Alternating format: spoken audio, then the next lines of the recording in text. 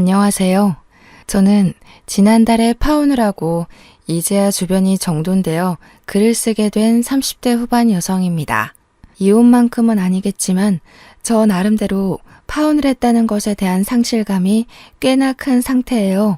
글을 쓰게 된 원인도 누구한테 속 편하게 속풀이할 데가 없어서 커뮤니티를 찾다가 라디오를 알게 되었습니다. 저는 이런 불행이 저한테만 일어났다고 생각했거든요. 그런데 수많은 사연들 중 몇 개 골라서 들어봤는데 저 못지않게 파혼으로 아픔을 겪은 분들이 많더라고요. 살짝 위안도 되면서 한편으론 저처럼 봉변당한 분들의 상처가 안쓰럽기도 하더군요. 고충이 있더라도 이런 곳에 사연을 쓰지 않는 사람들도 많을 텐데 그런 분들까지 다 합치면 도대체 부당을 겪는 사람들이 얼마나 많은 걸까요? 세상살이 좀 행복하고 즐겁고 싶은데 그 단순한 것이 이렇게나 어려운 것인 줄은 몰랐네요. 저는 이번 파혼이 결혼 파투를 떠나서 사람 자체에 대한 신뢰에 대해 다시 생각하는 계기가 되었거든요. 제가 어떤 일을 겪고 하소연을 하러 왔는지 꼭 한번 들어봐 주세요. 제 개인적인 생각인데 결혼을 하려면 서로 간의 신뢰가 무조건 밑바탕으로 이루어져야 된다고 생각하거든요. 그런데 저는 결혼 시작도 하기 전에 배우자에 대한 신뢰가 떨어졌다는 거예요. 그럼 제가 배우자에게 미련이 남았다고 하더라도 그 관계는 끝내야 하는 게 맞는 거잖아요. 결혼이 엎어진 게 불과 한 달 전이기 때문에 솔직히 말하면 저는 여전히 예비 신랑에 대한 미련이 남아 있습니다. 그럼에도 불구하고 훗날의 불행을 무시할 수 없어서 파혼을 했어요. 이유는 간단하게 말씀드릴게요. 돈 문제였습니다. 사랑하는 사람과의 사이를 방해받는 장애물 중 손꼽히는 것 하나가 바로 돈 문제가 아닌가 싶은데요. 제가 바로 그 문제 때문에 걸려 넘어져 예비신랑과 헤어지게 되었습니다. 그래도 5년을 사귀고 결혼 약속을 하게 된 건데 5년 세월이 허무하게 돈 문제로 파혼을 하냐 그렇게 생각하는 분들이 있을지는 모르겠어요. 아마 결혼에 대해 환상을 갖고 있다면 그런 생각을 할지도 모르겠죠. 저는 예비신랑과의 결혼 생활에 로망이 있었지만 그렇다고 앞을 내다보지 못하는 성격은 아닙니다. 저희 친정과 시댁 이야기를 해볼게요. 양가 집안은 소득이 비슷한 수준이었습니다. 물론 살고 있는 집 건물은 우리 친정이 좀 더 땅값 높은 곳에 위치했어요. 하지만 예비 신랑이 얘기하는 예비 시댁 소득만 들었을 경우엔 저희 집 형편보다 훨씬 나은 위치에 있어서 그저 예비 시부모가 소소하다고만 생각이 들었습니다. 예비 신랑 말로는 예비 시부모가 소고기 식당을 하고 있다고 했고 매출이 연 10억은 되는 곳이라고 자랑스럽게 말한 적이 있어요. 그래서 제가 당시 결혼하려고 모은 자금이 1억 8천 정도 된 것에 비해 예비 신랑이 한 9천 준비한 상태였더라도 딱히 예비 신랑이 돈이 없어서 못 모았다고는 생각하지 않았어요. 오히려 예비 시댁이 그만큼 돈을 버는데도 자기 힘으로 결혼 자금을 마련한 예비 신랑이 기특하기까지 했습니다.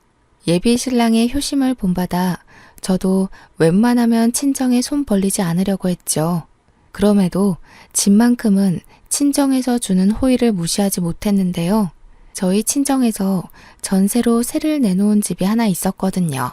그 집이 건축도 얼마 안 됐고 집값 높은 아파트였어요.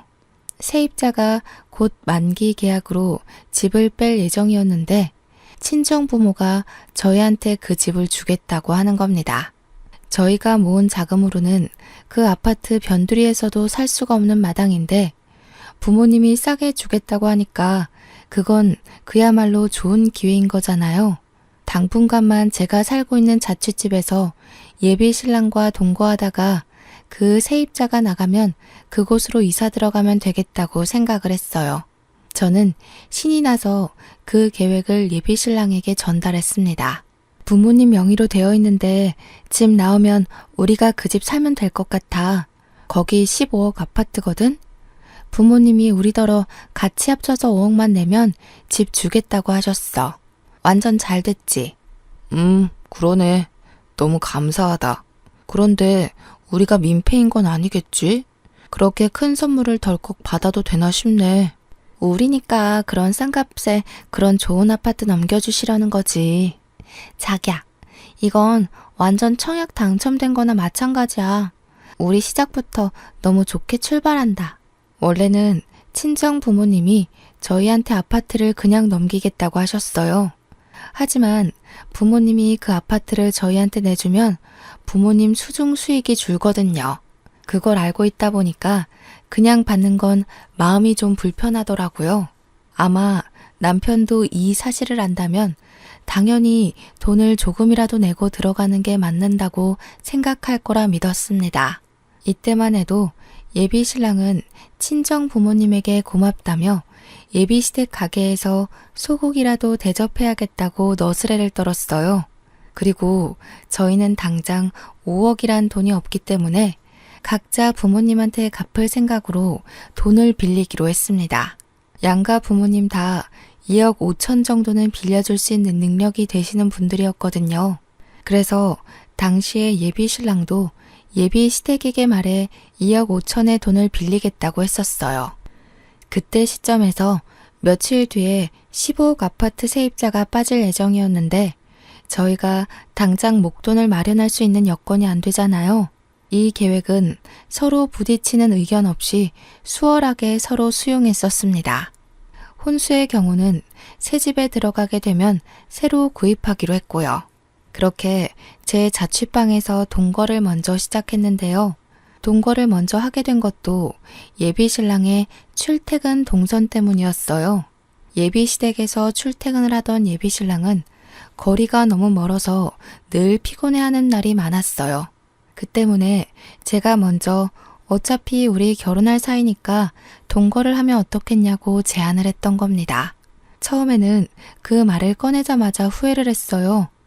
너무 해픈 여자처럼 보였을까 봐요. 제가 너무 섣불렀나 싶어 어색하게 눈치를 봤는데 다행히도 예비 신랑이 고마워해 주더라고요. 정말 결혼까지 계획이 착착 진행되는 것 같아서 저는 개인적으로 결혼 준비 과정이 너무 즐거웠습니다. 먼저 결혼한 친구들과 연락하면서 신혼살림에 대해 상담이나 정보도 받으며 결혼을 기대했어요. 그런데요, 한날 예비 신랑이 좀 이해할 수 없는 말을 하는 겁니다. 자기야, 혹시 돈 좀 있어?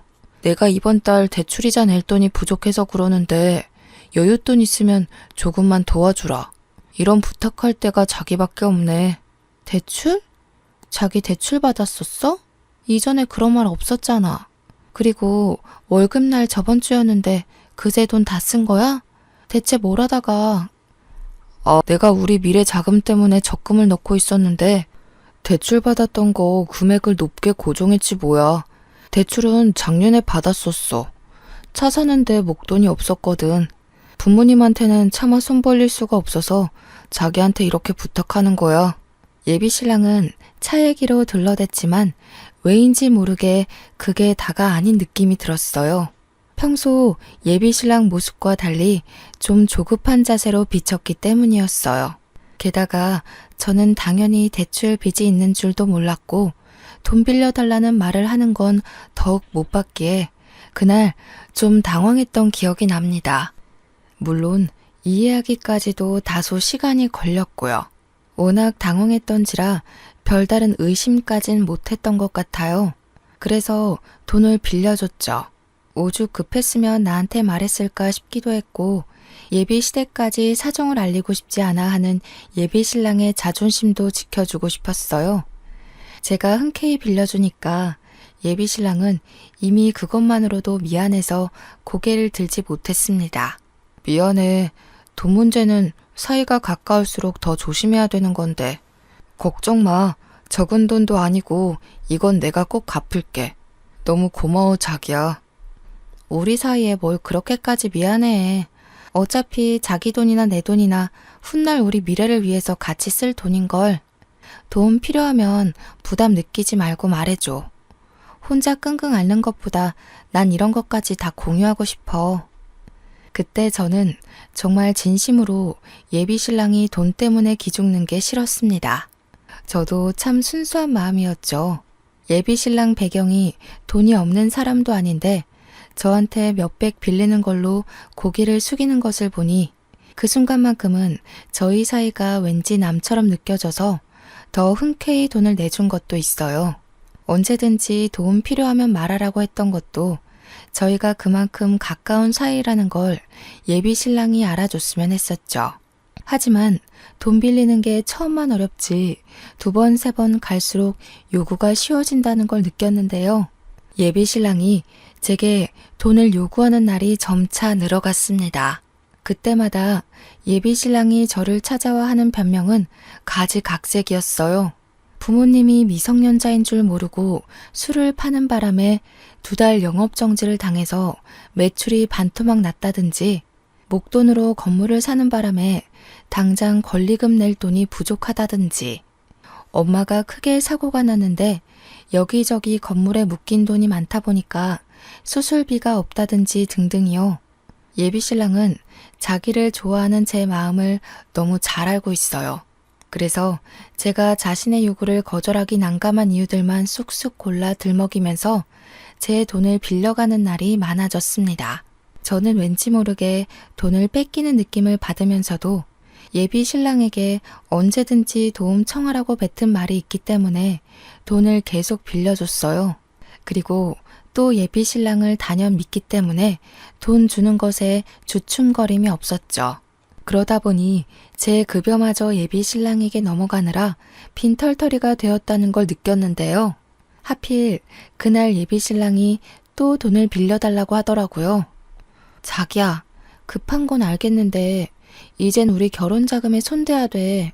나도 빌려주고 싶지만 이번 달은 자기한테 월급까지 토막내서 빌려준 거야. 아, 그렇지. 우리 결혼 자금은 손대면 안 되지. 내가 자기 돈 빨리 갚아줘 줬어야 하는데 미안해. 이번엔 내가 알아서 해볼게. 예비 신랑을 돕고 싶었던 제 마음은 진심입니다. 호구처럼 보일 수 있어요. 저 스스로도 예비 신랑을 너무 좋아했기 때문에 호구가 맞았다고 흔쾌히 인정하고 있거든요. 그러나 저는 결혼 자금까진 건들고 싶지 않았습니다. 그래서 처음으로 예비 신랑의 요구를 거절을 했어요.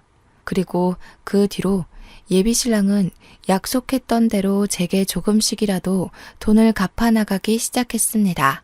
며칠 뒤 저희는 드디어 15억 아파트에 있던 세입자가 나가서 이사를 할 수 있게 되었어요. 아직 저희가 식은 올리지 않았지만 이왕 아파트가 나온 거 이사를 들어가 살기로 얘기를 했었잖아요. 그래서 이전에 우리가 계획했던 대로 각자 양가 어른들에게 2억 5천을 빌려 친정 부모님한테 보증금 주자고 예비 신랑한테 말을 했죠. 그런데 어쩐 일인지 예비 신랑 표정이 그다지 이사를 반기지 않는 얼굴인 겁니다. 괜히 눈치가 보여서 답답했던 마음에 왜 그러냐고 먼저 물어봤어요. 그냥 우리 이 자취집에서 살면 안 될까? 여기도 우리 둘이 살기에 불편하지 않고 이미 이곳에 적응이 돼버려서 굳이 다른 곳에 안 가도 될 것 같은데. 가면 또 새 집 적응해야 되고 정신없으니까. 그날 예비 신랑의 의견은 좀 당황스러웠습니다. 당시 제가 신혼집에 대해 언급하던 중이었거든요. 그런데 신혼집으로 자취방이라뇨. 제 자취방은 저 혼자 살려고 구했던 집이기 때문에 겨우 10평인데다가 자가가 아니라서 신혼부부가 오래 살기엔 부적합한 곳이었어요. 저희 여건이 이렇게까지 어려운 게 아닌데 왜 10평짜리 남의 집에서 신혼살림을 해야 하나요? 15억 아파트를 5억에 살 수 있는 찬스가 왔잖아요. 그걸 왜 그냥 버리려고 하는 건지 이해가 안 되었어요. 당시 저는 예비 신랑의 뜬금없는 고백 때문에 뒤통수를 맞은 것처럼 머리가 얼얼했습니다. 예비 신랑의 의중을 몰라서 뭐라고 설득을 해야 될지도 몰라 머릿속이 새하했어요. 갑자기 왜 그러는 건데? 우리 지난번에 15억 아파트 가기로 약속했잖아. 여기서는 아이 낳아서 키울 수도 없고 남의 집이라서 물건을 함부로 할 수도 없어. 이렇게 좁은 데서 어떻게 몇 년을 더 살겠어. 도대체 왜 그러는 건데? 이유가 있을 거 아니야. 사실은 부모님한테 돈 빌려달라고 아직 말을 못했어. 솔직히 앞으로도 못할 것 같아. 계속 부모님한테 불효하는 기분이 드는 거 있지. 내가 결혼 자금도 혼자 마련했듯이 독립까지 다 알아서 해내고 싶은데 우리 부모님 요즘 경기 안 좋아서 매출이 예전 같지 않거든. 자기 말 무슨 뜻인지 알아듣겠어. 그래도 우리 신혼집이잖아. 어머님 아버님도 자기 신혼집 때문이라면 흔쾌히 돈 빌려주실 거야. 가게가 적자라도 2억 5천은 있을 거잖아. 수십 년 동안 매출 10억대였다면서 어머님 아버님이 자기 장가갈 때 미천 대준다고 몰래 모아놨을지 어떻게 알아. 우리 집 사정은 내가 잘 알잖아. 적자난 게 생각보다 많이 커서 모아둔 돈도 거의 다 날렸어. 여기서 내가 말하는 건 돈이 많고 적고를 따지는 게 아니야. 그냥 부모님한테 부탁해야 하는 내 마음이 불편해서 그래. 저와 예비 신랑은 그날 대화를 다 마무리 못하고 결국 어영부영 말을 끝냈습니다. 아무것도 결정되지 않은 상황에서 친정 부모한테 연락이 왔는데 예비 신랑의 입장 때문에 아파트 입주를 못할 수도 있다는 말을 못하겠는 거예요. 또 저는 예비 신랑 생각과 달라서 신혼살림을 그곳에서 시작하고 싶었거든요.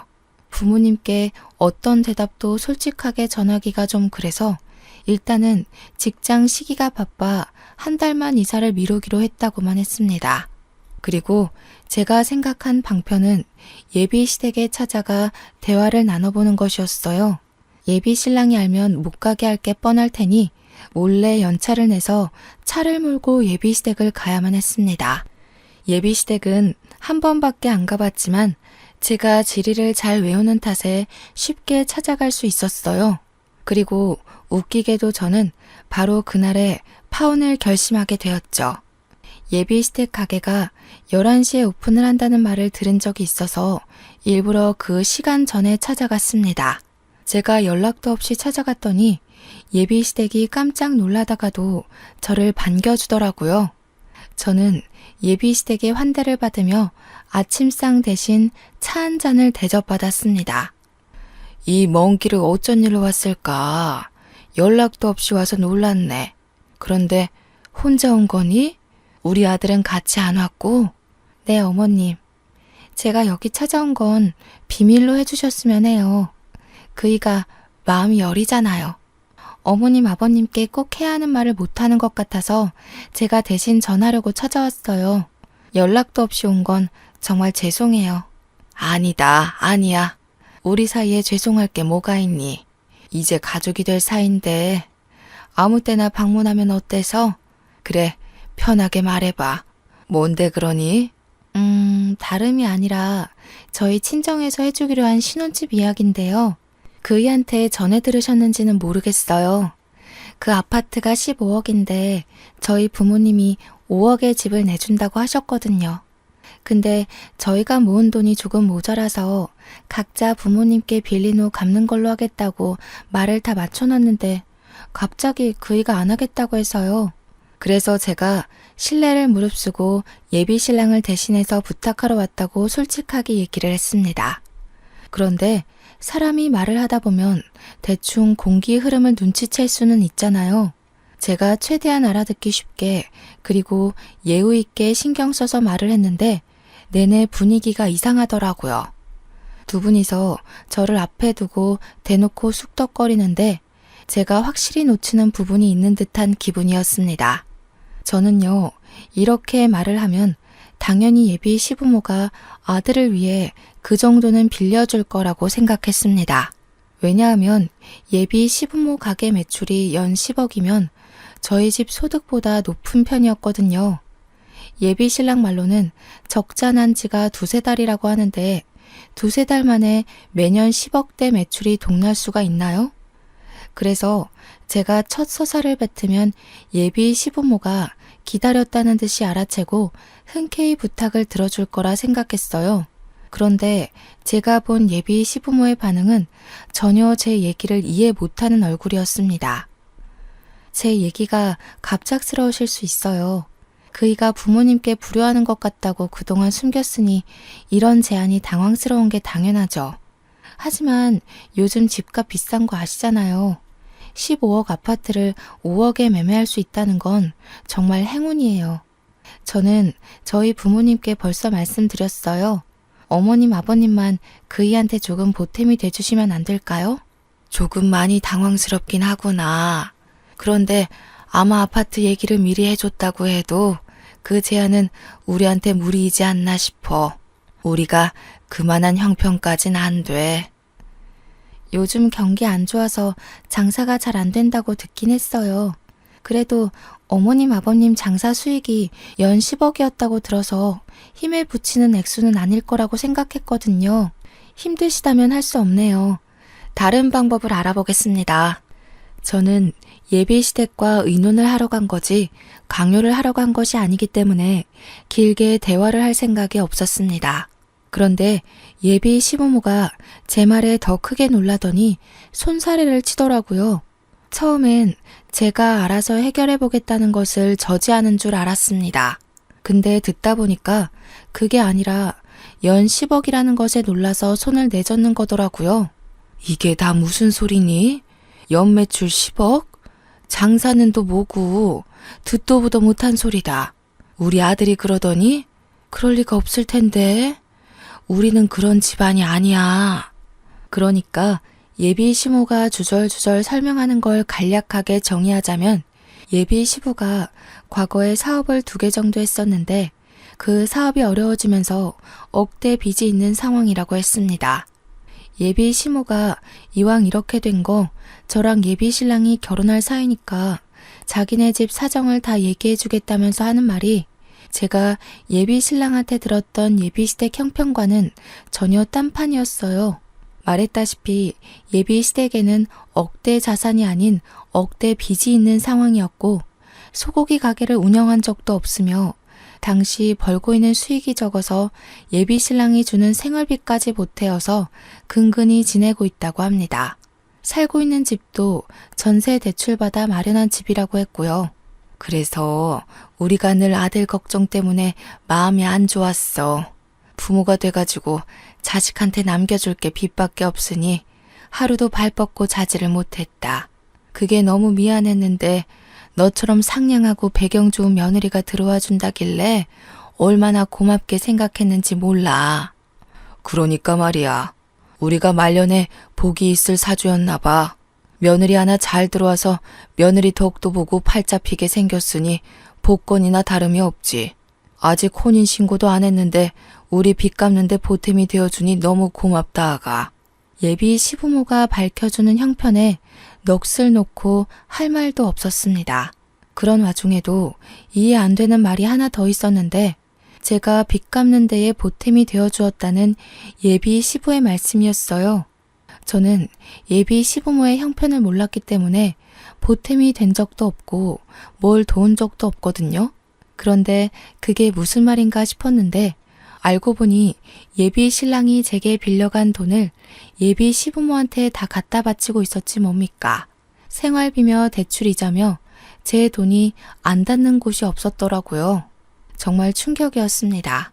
예비 시부모는 그걸 제가 당연히 나서서 해줬다고 생각하고 있었으니 저한테 낯빛 하나 안 바뀌면서 얘기를 한 거겠죠.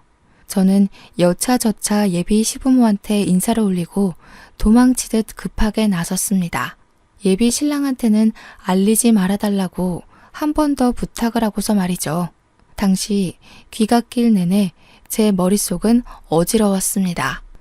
어디서부터 잘못되었고 어디서부터 이 문제가 시작된 건지 도무지 모르겠더라고요.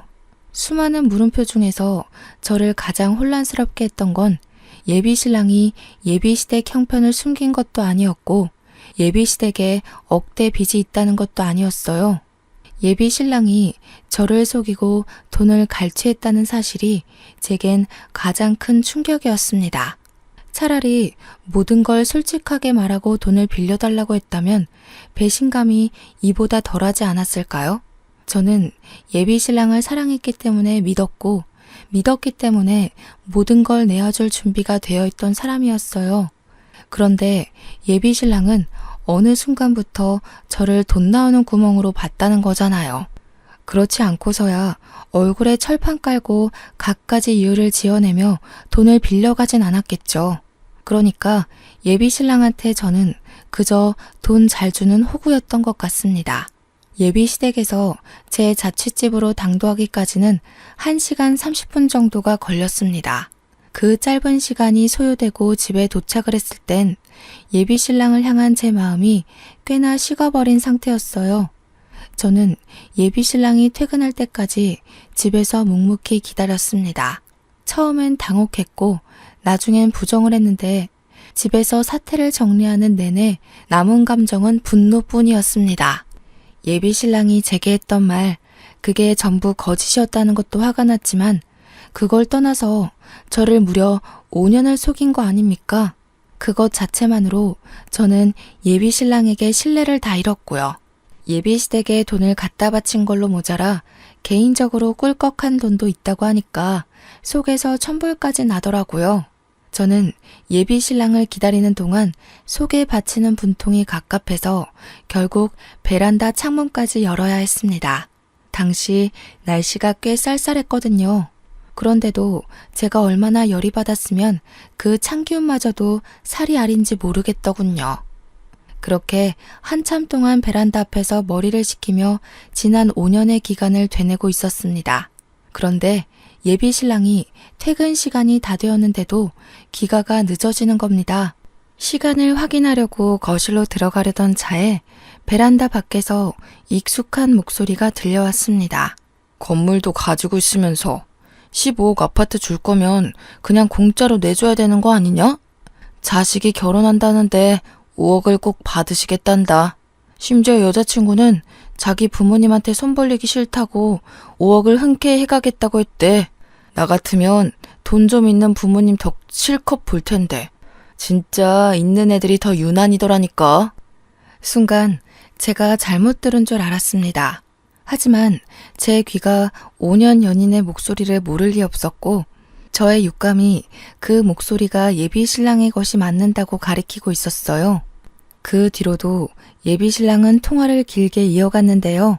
제가 알던 사람이라고는 볼 수 없는 어마어마한 사치꾼이더라고요.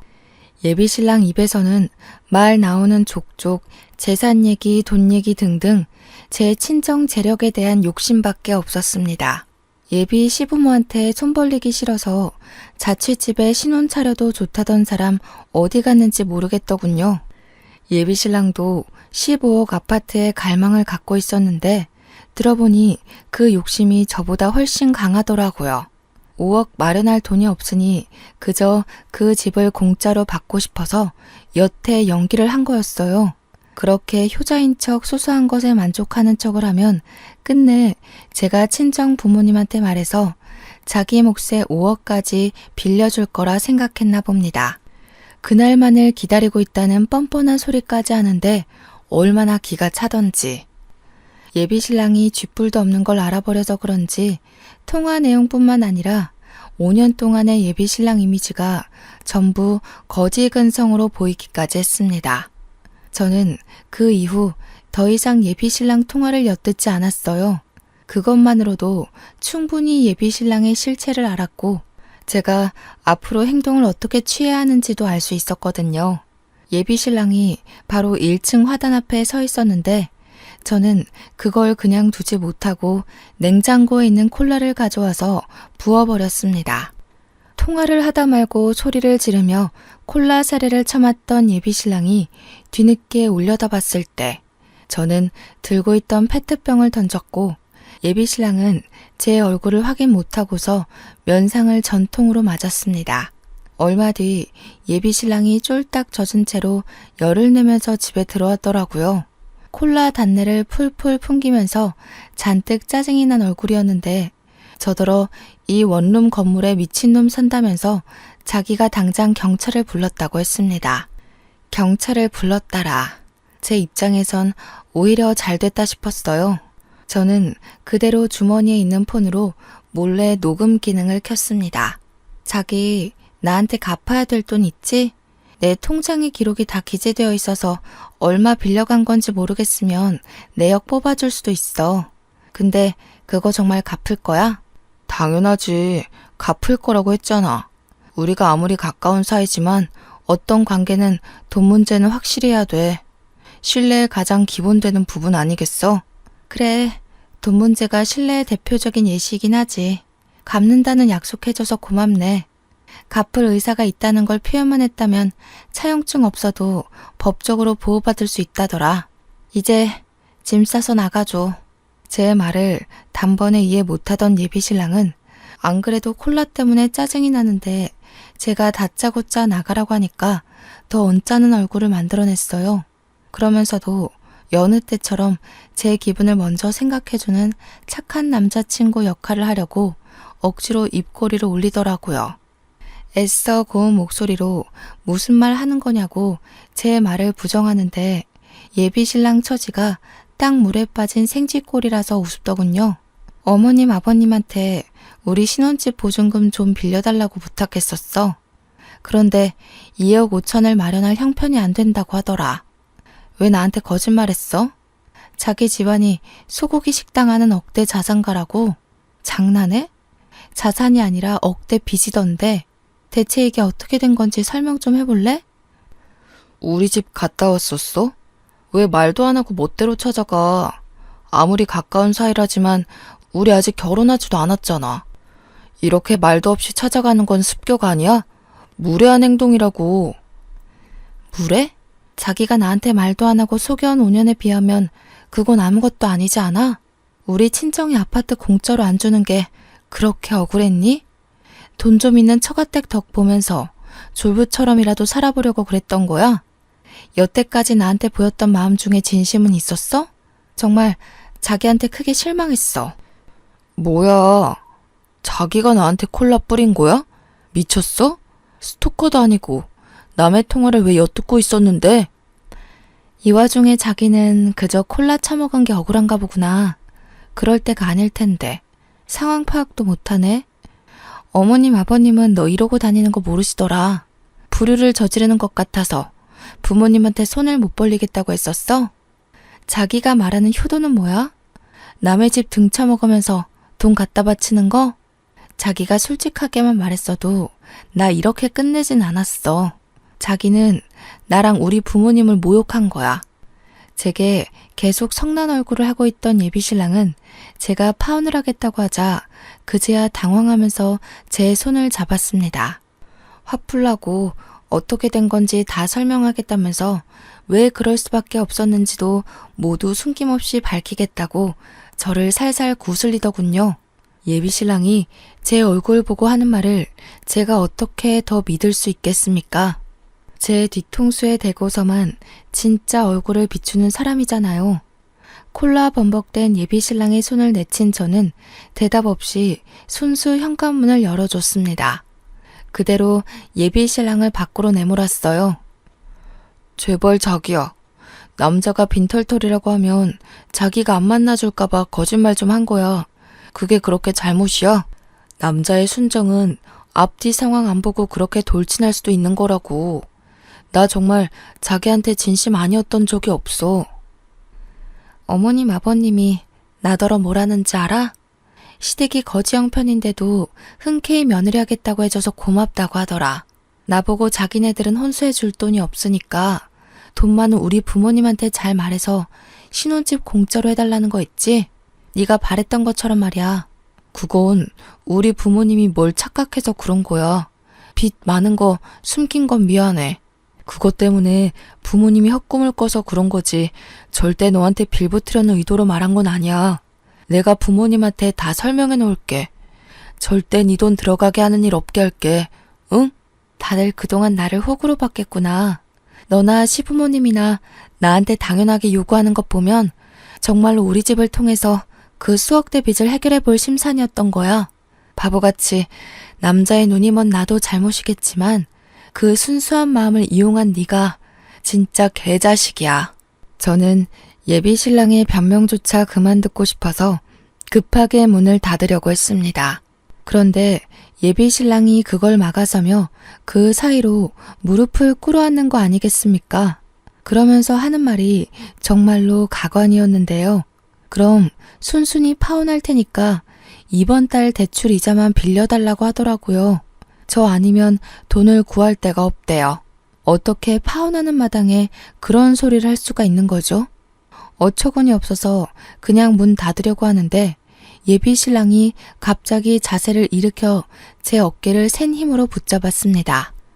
좀 전까지는 나름 자기가 지켜온 이미지를 유지하려고 애를 쓰고 있었다면 이제부터는 이게 바로 예비 신랑의 본 얼굴인가 싶을 만큼 낯선 모습을 보였어요.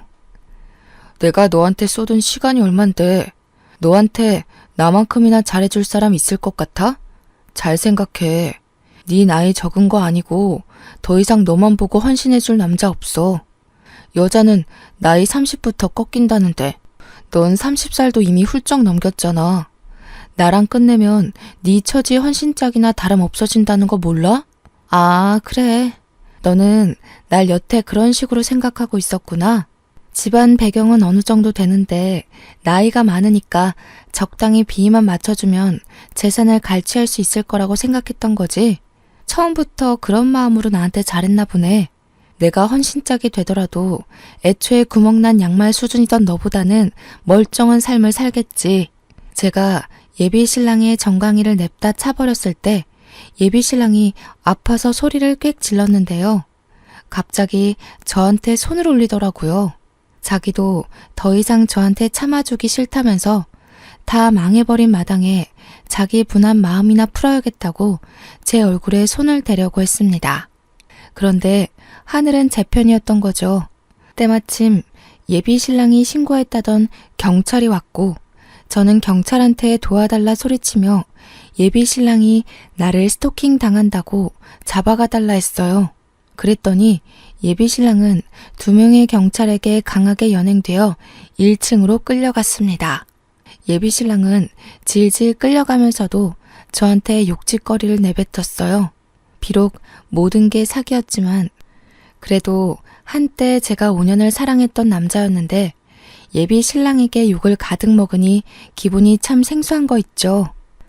그러고 보니 5년을 연애하면서 예비 시부모 가게에 딱 한 번 가봤는데 그것도 남의 식당이었네요. 파혼을 하고 난 뒤에 한 번 그 가게를 찾아간 적이 있었는데요. 멀찍이서 지켜보니까 시부모가 그 소고기 가게에서 일을 하곤 있었지만 식당 사장님은 따로 있었고 2분은 그냥 직원으로 일하고 있더라고요. 그걸 저는 시부모님 가게라고 거하게 착각한 거였어요. 어쩜 제가 의심을 한 번 안 했었는지 모르겠네요. 하긴 어느 누가 매사에 탐정 모드로 의심하면서 살겠습니까? 제가 예비 신랑에게 너무 큰 마음을 주었고 많이 의지했던 탓을 해야겠죠. 이제와 돌이켜 생각해보니 예비 신랑 행동에는 참 수상한 것들 투성이었어요. 특히 예비 시부모랑 저를 잘 못 만나게 했거든요. 예비 신랑은 항상 예비 시부모가 바쁘다는 이유로 자기 부모님한테 방해되고 싶지 않다면서 딱 한 번 데려가 준 게 다였습니다. 그때도 이상함을 감지했어야 하는 건데 후회스럽네요. 제가 봐도 제 눈치가 많이 둔했던 것 같아요. 어쨌든 저는 단 하루 만에 파혼을 고민했고 결정지었습니다. 억대 빚이 있는 집안 때문에 저희 친정에까지 피해를 줄 수 없으니 파혼이 맞겠죠. 예비 신랑은 경찰에 끌려간 이후로 제게 찾아오질 않았어요. 진득하게 들러붙을 줄 알았는데 무슨 생각인지 발길을 완전히 끊어버렸더라고요. 아마 갚아야 될 돈 때문에 어떻게든 머리 굴려 금액을 깎으려고 계획 중일지도 모르겠어요. 저는 무조건 법의 힘을 빌릴 생각입니다. 변호사 선임할 여건이 안 되는 것도 아니고 제게 불리한 조건은 아무것도 없기 때문에 두렵지 않거든요.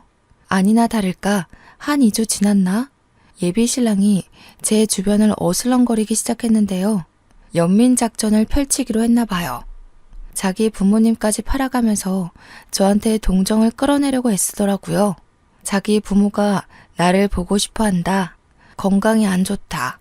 마지막 가는 길 소원이 나랑 결혼하는 거다. 별소리를 다 하면서 제 퇴근길을 계속 막은 적이 있습니다. 이미 파혼한 지 2주나 지났는데 제발 저더러 파혼을 물러달라고, 앞으로 더 잘할 거고 돈 빌려달라는 소리 안 하겠다면서 절대 저한테 피해 안 주겠다고 하는데 이거 제가 믿을 수 있겠습니까? 무려 5년을 속인 사람이 하루아침에 반짝하고 변하겠냐고요. 예비 신랑의 집착은 제가 일 쉬는 날까지도 이어졌는데 집 앞에 찾아와서 같은 말로 계속 사정을 하는 겁니다. 할 수 없이 저는 또 경찰에 신고를 해야 했습니다.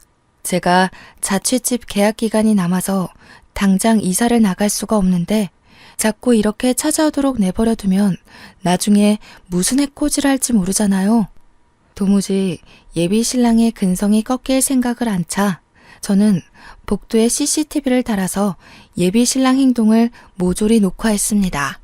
그리고 그걸 예비 시부모한테 보내고 SNS에는 스토킹 영상으로 올려버렸어요. 경찰에도 신고해서 증거 영상으로 제출했더니 접근 금지 명령이 떨어지더라고요. 그동안 빌려줬던 돈은 다행히도 무사히 돌려받을 수 있었습니다. 역시나 예비 신랑 음성 녹음이 법적 효력이 되어서 처리되는 데 문제가 없었거든요. 모든 게 정리가 되었다고 생각했을 무렵 예비 시모한테 한 번 전화 온 적이 있었는데요. 예비 시모마저 저를 설득하려고 연락을 했더라고요. 나는 정말 너희 둘 사이에 그런 사정이 있었는지도 몰랐다. 우리 애가 나쁜 마음으로 그러진 않았을 거야. 집에서 네 자랑을 얼마나 많이 했었는데 한 번의 실수라고 생각하고 이번만 용서해주면 안 되겠니? 우리 애는 정말 너 없인 못 살아. 지금 일도 억지로 다니고 있어. 죄송해요. 그이는 저한테 단 한 번도 진심이었던 적이 없다는 걸 느꼈어요. 여기서 제가 용서를 해버린다면 저랑 저희 친정은 정말로 천치가 돼버려요. 저도 부모님께 불효는 하기 싫네요.